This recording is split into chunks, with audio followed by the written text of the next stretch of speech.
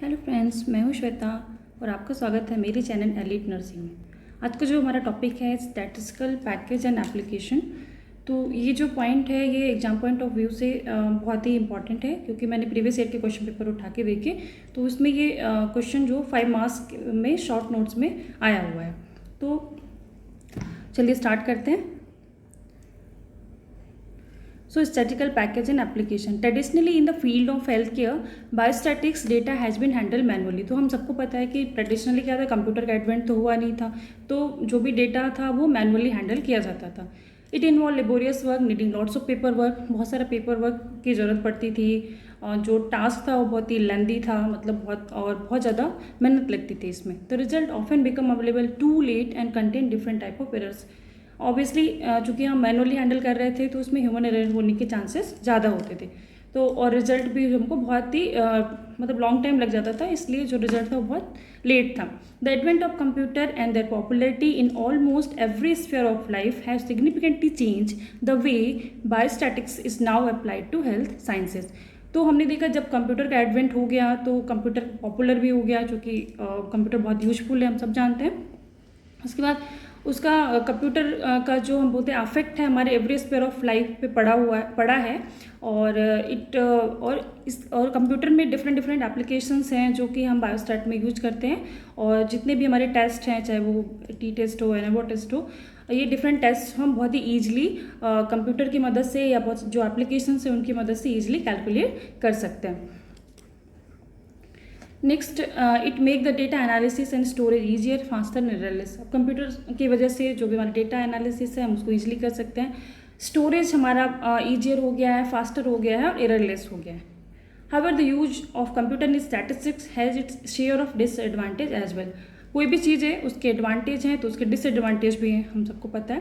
तो जैसे कि हम बात कर रहे हैं, एक एग्जांपल यहाँ पे दिया हुआ है, just as a car can not be expected to drive itself sensibly under an incompetent driver. Car बहुत अच्छी है लेकिन जो ड्राइवर है वो इनकॉम्पिटेंट है, तो आप जो कार है वो अच्छे से उसको आप ड्राइव नहीं, मतलब जो भी ड्राइवर है उसको अच्छे से ड्राइव नहीं कर पाएगा और एक्सीडेंट के चांसेस बढ़ जाते हैं। In the same way usefulness of the result from a computer depends critically upon the statistical competence of the user.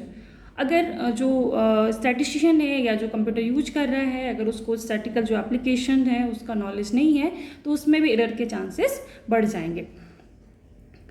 Next, अगर हम बात करें टाइप्स की, तो several types of computers are several type जो पैकेजेस हैं वो बहुत सारे हैं, वो अवेलेबल हैं। उसमें जो कॉमन हैं और जो पॉपुलर हैं जैसे कि माइक्रोसॉफ्ट एक्सेल, SPSS जो कि statistical package of social sciences, और SAS स्टैटिस्टिकल एनालिसिस सिस्टम, और मिनीटैब। माइक्रोसॉफ्ट एक्सेल जो कि हम सब जानते हैं, बहुत मतलब मैक्सिमम लोगों ने तो यूज भी किया होगा। It is very popular and useful spreadsheet programme that can be use for data entry. ये बहुत ही यूजफुल स्प्रेडशीट है और इसको हम डेटा एंट्री के लिए यूज करते हैं। It has the capacity to generate random numbers and can be use for the computation for many standard statistical application. तो अगर हमको मतलब कोई रिसर्च कर रहे हैं, वी हैव टू मतलब हमको ज़रूरत है, नीड है रैंडम नंबर्स जनरेट करने की, हमारा जो सैम्पल है हम रैंडमली सेलेक्ट करना चाह रहे हैं, तो with the help of Microsoft Excel हम उसको रैंडम नंबर्स को जनरेट कर सकते हैं।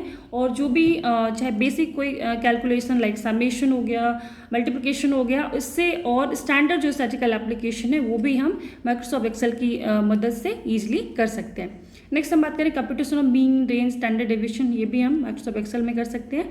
और also it can be use for other sophisticated work like computer regression and ANOVA.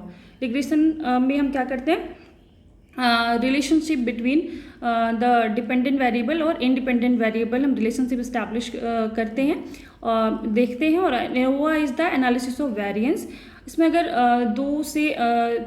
ये दो कह लीजिए, दो में तो हम टी टेस्ट यूज करते हैं, 3 या उससे ज़्यादा अगर ग्रुप हैं तो फिर हम उसमें एनोवा यूज करते हैं। नेक्स्ट, एक्सेल में भी use for generating graph, bar chart, pie chart. तो एक्सेल अगर हम हमारा डेटा है और अब आप उसको उसको दिखाना चाहते हैं ग्राफ में, बार चार्ट में, पाई चार्ट में, तो भी आप माइक्रोसॉफ्ट एक्सेल की मदद से बहुत अच्छे से आप इसको दिखा सकते हैं। नेक्स्ट हम बात करें statistical package for social sciences. तो इसमें जो है इसको this is the SPSS, it was develop by Stanford University in 1960 to solve problem in social sciences. तो ये किसके द्वारा डेवलप किया गया था? स्टैनफोर्ड यूनिवर्सिटी के द्वारा 1960 में। और जो इसका उद्देश्य था या कहते इसका पर्पस था कि जो सोशल साइंसेस की जो प्रॉब्लम है उनको सॉल्व करना। सो इट इज़ अमंग जो ये है जो मोस्ट कॉम्प्रहेंसिव है एंड पॉपुलर स्टैटिस्टिकल पैकेज है, वो नर्सिंग फील्ड में हो चाहे मेडिकल फील्ड में हो या और भी जो सोशल साइंसेस लाइक जो रिसर्च करते हैं वो उन फील्ड में जो SPSS है वो बहुत ही पॉपुलरली यूज होता है। In addition to descriptive statistics, it can also be used for regression analysis or variance. तो डिस्क्रिप्टिव स्टैटिस्टिक्स के साथ साथ इसमें हम रिग्रेशन एनालिसिस और एनोवा में भी हम इसको यूज कर सकते हैं। It is also capable for multivariate analysis. Univariate अगर एक वेरिएबल है और मल्टीवैरिएट मतलब बहुत ज़्यादा वेरिएबल हैं किसी डेटा में, तो भी उसकी एनालिसिस हम SPSS की मदद से कर सकते हैं। It is also capable for determining sample size and estimating power of a statistical procedure. कितनी पॉपुलेशन में हमको कितना सैंपल लेना है ये भी हम SPSS की मदद से आप उसको कैलकुलेट कर सकते हैं। Even we can estimate the power of statistical procedure. Next हम बात करेंगे स्टैटिस्टिकल एनालिसिस सिस्टम की, that is SAS। The SAS is a very comprehensive software developed by North Carolina State University. तो ये जो किसके द्वारा डेवलप किया गया था? नॉर्थ कैरोलिना स्टेट यूनिवर्सिटी के द्वारा। ये जो सॉफ्टवेयर है is divided into many modules, इसका बहुत सारे मॉड्यूल्स हैं। It's licensing is flexible based upon the need for function. तो जिस तरह का आपको ज़रूरत है, जिस तरह का आपको function you have to perform you buy the आप कह सकते हैं कि उसकी अगर उस नीड के हिसाब से आप उसके लाइसेंस ले सकते हैं, वो मॉड्यूल आप एक्सेस करते हैं और इसकी जो लाइसेंसिंग है वो एकदम फ्लेक्सिबल है। This system contain a very large variety of statistical method. अभी हमने ऊपर देखा कि ये कॉम्प्रहेंसिव है, इसलिए इसमें large variety of statistical method इसमें है। The advantage of SAS is it's capability to transport data files in various format and convert them to SAS data set without much effort.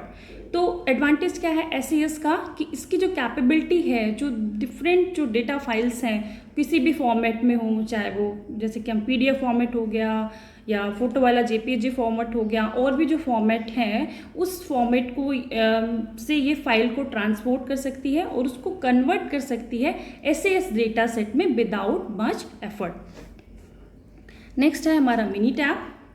This package is design to facilitate the teaching of statistical method by using computer. तो ये जो mini tab है ये क्यों design किया गया था? तो facilitate the teaching of statistical method by using computer. This is also very user friendly, बहुत ही ईजी है यूज करना इसको, with well design documentation facilities. It is widely use in educational institution. क्योंकि ये टीचिंग पर्पज़ के लिए बनाया गया है, इसलिए इसको वाइडली यूज कहाँ पे किया जा रहा है? एजुकेशनल इंस्टीट्यूशन में। So this all about the statistical package and application. तो इसमें हमने देखा कि जो स्टैटिस्टिकल पैकेज है वो क्या है, और इसमें फिर माइक्रोसॉफ्ट एक्सेल, SPSS, SAS और मिनी टैब हमने डिस्कस किया। फिर हमने चूँकि मैंने ये जो वीडियो है ये बहुत शॉर्ट में बनाया है, तो वैसे मैंने देखा है एग्जाम में 5 मार्क्स में आता है, शॉर्ट नोट्स में आता है। तो अगर आप इससे भी ज़्यादा इसके बारे में नॉलेज लेना चाहते हैं तो आप बुक से उसको रीड कर सकते हैं, इवन आप इंटरनेट से एक्सेस कर सकते हैं। और बाकी आप मेरा वीडियो मैं आशा करती हूँ कि आपको हेल्पफुल होगा आपके एग्ज़ाम पर्पज़ के लिए। Thank you for watching my video. Thank you.